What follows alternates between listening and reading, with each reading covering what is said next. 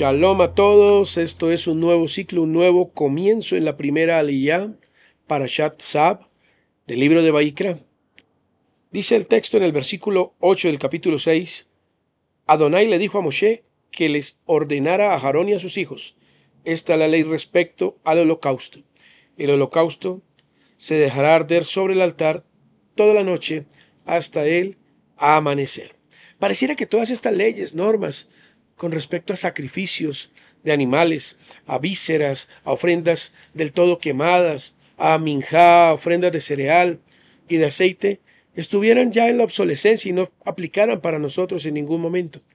Pero la Biblia dice que la palabra del Eterno es eterna y que cielo y tierra pasarán, pero su palabra no pasará, que su palabra es vigente. ¿Cómo podemos entonces hacer aplicable esta palabra a nuestros días?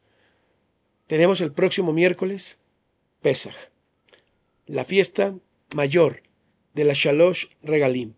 Y Pesaj no era otra cosa que un sacrificio para redención, para ser libres de Egipto. Y un Pesaj sin sacrificio no tendría sentido, ya que era un corderito el que habría de ser sacrificado y con su sangre manchada los marcos de la puerta, la mesuzot, y así ser libres, salir a la libertad.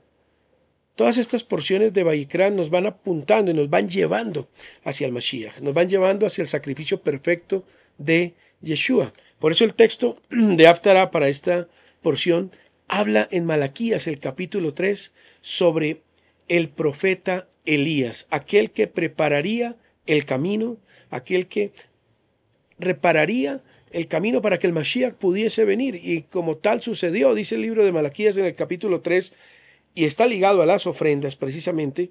Desde el verso 1 voy a leerme. Dice, Adonai Todopoderoso respondió, yo estoy por enviar a mi mensajero para que prepare el camino delante de mí. De pronto vendrá a su templo de Adonai a quien ustedes buscan. Vendrá el mensajero del pacto en quien ustedes se complacen. Pero ¿quién podrá soportar el día de su venida? ¿Quién podrá mantenerse en pie cuando él aparezca? Porque será como fuego de fundidor o lejía de lavandero, y se sentará como fundidor y purificador de plata, purificará a los levitas y los refinará como se refina el oro y la plata. Entonces traerán a Adonai ofrendas conforme a la justicia, y a las ofrendas de Judá y de Jerusalén serán aceptables a Adonai como en tiempos antiguos, como en tiempos pasados. Se refiere a Vayikra. Y luego va a hablar de vuélvanse a mí, yo me volveré a ustedes, y de este personaje especial que sería enviado, Eliyahu Anabí. En el libro de Mateo, en el capítulo 17, vamos a ver cómo Yeshua les advierte a sus talmidim, diciéndoles, entonces sus discípulos le preguntaron a Yeshua, el versículo 10, ¿por qué dicen los maestros de la ley que Elías tiene que venir primero? Sin duda, Elías ya viene y restaurará todas las cosas, respondió Yeshua. Pero les digo que Elías ya vino y no lo reconocieron, sino que hicieron con él todo lo que quisieron.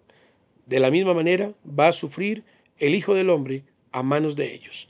Entonces entendieron los discípulos que les estaba hablando de Juan el Bautista. Tzab, sacrificios, sacerdotes, la fiesta de Pesaj, los sacrificios propios que había lugar en el templo, los sacerdotes encargados de esto. Y ahora llegamos a los días de Yeshua HaMashiach. Y estaban preparándose para Pesach precisamente. Y ya Yeshua advertía que Elías había sido enviado. En Yohanan Hamadbil, quien había hablado del arrepentimiento, como lo había hecho el profeta Malaquías, vuélvanse a mí, yo me volveré a ustedes. Pero a él lo habían decapitado y habían hecho con él lo que quisieron. Vuelve a repetirse la historia. Es Pesach. En estos días, ¿cómo está nuestro corazón para Pesach? ¿Hemos aceptado el mensaje del arrepentimiento de Eliyahu Anabí? ¿O estamos simplemente enfocados en sacrificios, en alajot y mandamientos, muchas veces de hombres? Que tengamos un Pesaj de bendición, de redención, que tengamos un Pesaj de verdadera libertad en Yeshua HaMashiach, aquel que anunciaron los profetas.